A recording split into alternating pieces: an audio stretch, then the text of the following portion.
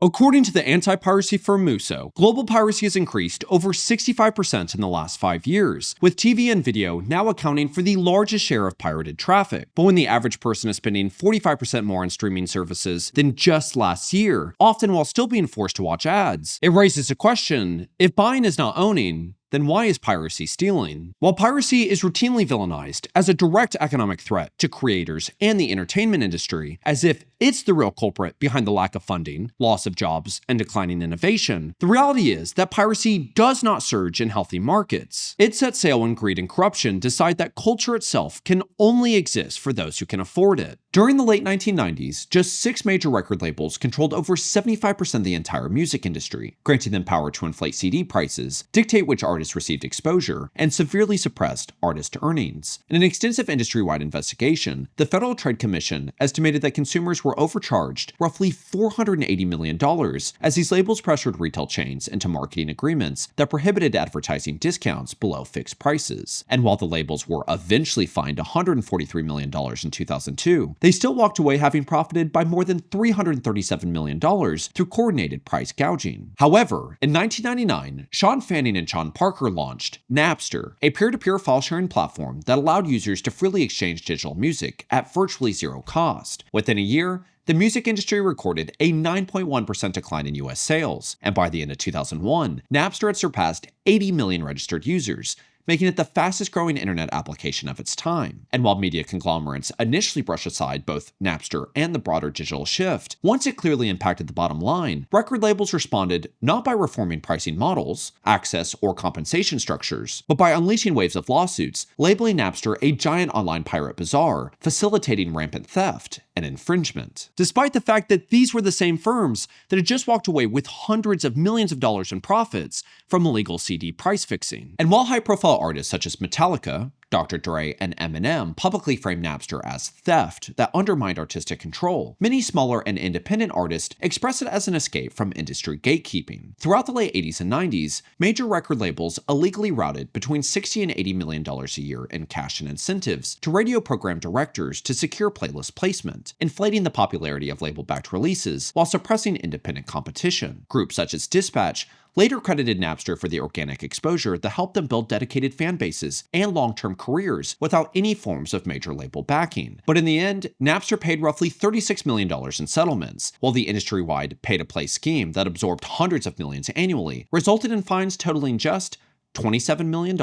And while Napster was ultimately dismantled, alongside anti-piracy campaigns that dominated the early internet, including the one etched into the memory of nearly every millennial and Gen Z viewer, ironically set in a copyrighted font, the rise of platforms like Apple iTunes and early digital subscription models demonstrated that when media was accessible, high quality, and reasonably priced, customers were more than willing to pay. It was not long ago that you could access nearly every show you cared about on Netflix, ad-free, for around $8 a month. But alas, consolidation and greed have once again narrowed the seas, summoning the Black Pearl back into open waters. Now, the irony surrounding modern piracy is that these companies only seem concerned when individuals access their content without permission, while generating billions of dollars through the extraction and sale of your personal information. Nearly every major streaming service operates under the same privacy framework. They collect watch history, device identifiers, IP addresses, inferred interests, and demographic data to then package that information into behavioral profiles, monetized through targeted advertising. And while individuals can face severe financial penalties and prison sentences for pirating content, Disney, a platform marketed as family-friendly and heavily orientated towards children, recently reached a settlement with the Federal Trade Commission over the unlawful collection of children's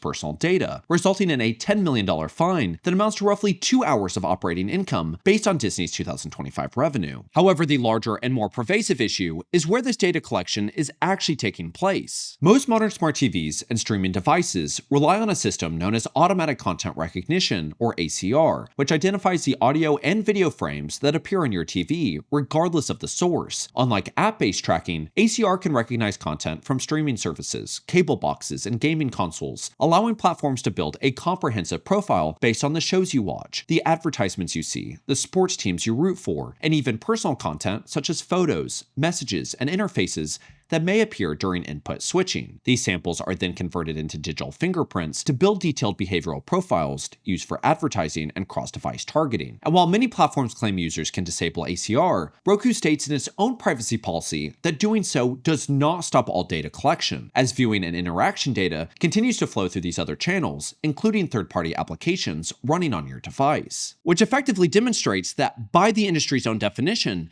if buying does not constitute ownership and privacy can still be extracted regardless of consent, then on what basis is piracy being framed as theft? The unfortunate reality behind that question is that much of American privacy law is not designed to protect customers. It exists only where corporations allow it to. Ownership has been replaced by licenses, rights have been replaced by terms of service, and privacy has been replaced by disclosure. And when data extraction is built into the system and legal protection only exists where it does not threaten profit, individual action becomes the only remaining option. And that's why I use Delete Me. Delete Me is a hands-free subscription service that removes your personal information from hundreds of data brokers and people search sites, reducing the risk of your valuable data getting into the wrong hands. Their mission is rooted in the belief that you have the right to own, manage, and remove your personal data. Delete Me has been the leading expert in personally identifiable information removal for over 15 years. They continuously remove your data using their own tech without ever outsourcing to third parties to ensure your data stays safe. And unlike other services,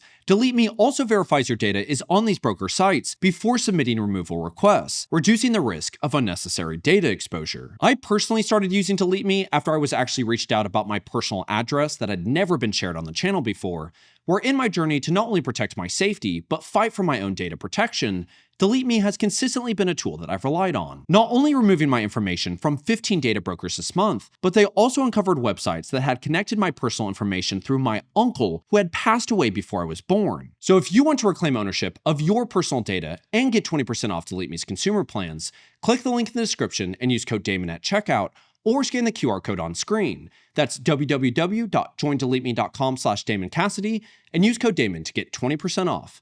Thank you, Delete Me, for sponsoring this video. Now, the reality of piracy is that it is illegal, just like price fixing is illegal, just like bribery is illegal, just like mass personal data extraction is illegal. And yet, only one of these have ever been framed as a moral failure. Because, as we have clearly seen in recent months, the rules simply do not apply to those with armies of lawyers in their corner. This contradiction is most clearly exposed by AI companies being legally permitted to pirate personal and copyrighted content in the pursuit of improved training. Documents reported by Torrent Freak show NVIDIA's data strategy team reached out about payments for high-speed access to Anna's archives, a well-known shadow library, where they ultimately gained access to more than 500 terabytes of books. That's the equivalent of roughly 150 to 250 million books. And while NVIDIA maintains that this activity qualifies as fair use, Anna's archive itself remains the target of active lawsuits brought by Spotify and the same major record labels that once prosecuted Napster for piracy. Meta has made a similar argument in court filings, acknowledging that employees torrented more than 82 terabytes of pirated material to train its AI models, while claiming they took precautions not to seed the files, meaning they avoided sharing the pirated content with other users. Imagine using that as a defense in court for downloading pirated content yourself. And while these cases are still ongoing, history tells us that even if consequences are imposed, the fines will be insignificant compared to the profits generated from the use of that content. Meanwhile, individuals face an entirely different standard. According to court records, Davis Norman III of New Orleans received a 2-year prison sentence for duplicating and selling pirated movies and music using a home DVD and CD burner, selling copies for $10 from his car in a parking lot. Again, pirating is illegal, but only one side is treated as a criminal threat, rather than just the cost of doing business. Speaking of the cost of doing business, it is difficult to understand how Netflix can claim its current subscription tiers have earned any form of customer support. In 2018, the standard plan, without ads, with full access to the catalog, cost $7.99 a month. Today, Netflix basic plan costs the same $7.99, but now includes advertisements and blocks access to more than 130 movies and television series. To receive the equivalent experience offered in 2018 now costs $17.99 a month, an increase that exceeds inflation by roughly 75%. To highlight this complete lack of respect for the customer, Spotify just sent me an email thanking me for being a valued premium customer. We value you so much that we're raising prices effective immediately, and we're updating our pricing to keep delivering the same great experience, which at this point seems to mean more AI-generated songs. But maybe they think they can just take advantage of me because the only real innovation they've managed in nearly a decade was letting me know that my listening age is 85, proving that when companies no longer respect their audience or customer base, entertainment becomes designed for consumption rather than curated for enjoyment. With the real moral failure being punished through piracy is not theft, but the absence of accountability, the expectation that customers must absorb rising costs, declining quality, and broken promises without demanding that companies actually earn the dollar they take. We've built on improving the value proposition for consumers. Whenever we come back and ask for a little more money, it's because we've given them a lot more value. And that's the dynamic I talked to you about, this price per hour of viewing being a third of some of the other services that are available. Oh, brother, this guy stinks! Now, to just make it clear, and legally crystal clear, I am not encouraging piracy. I'm not telling you to go pirate, and I have never actually pirated content myself. I'm not even really criticizing the subscription business model. What I am doing is I'm trying to target the blatant, one-sided enforcement of our legal system. Greed and corruption isn't just plaguing our country. It's running our country. And they are so convinced that we are so stupid and they disrespect us so much that they think, they basically know they're going to be able to get away with it. And not only that, the unfortunate reality is if they do have to pay consequences, it's going to be a slap on the wrist. For the sake of this video, what I'm really trying to do is emphasize they have no respect for your hard-earned dollar. Absolutely none. You're a consumer, some filthy, stupid consumer. That's how they view you. If they actually genuinely cared, they would be doing everything in their power to be able to provide as much value to you at a reasonable price. There you go. I just ended piracy. It's that easy. It isn't complicated. It's just like in my previous video about the birth rate. Make things more affordable and give young people a sense of hope. Done. But that's not really what they want to do. They don't actually care about that. They don't actually care. They just want to line their pockets. And so they're going to do everything in their power to be able to squash you to the best of their ability so that they can make more money. And I know that it seems like I'm being, a little heightened and a little tense here, but the reality is that there are hundreds of thousands, there's millions and millions and millions of people out there that are working as hard as they possibly can.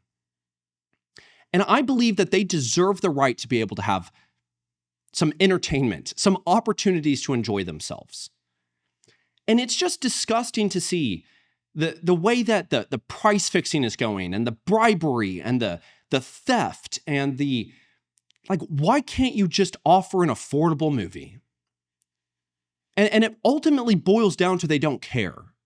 When was the last time that you think a producer or a director or whoever manages what movies comes out?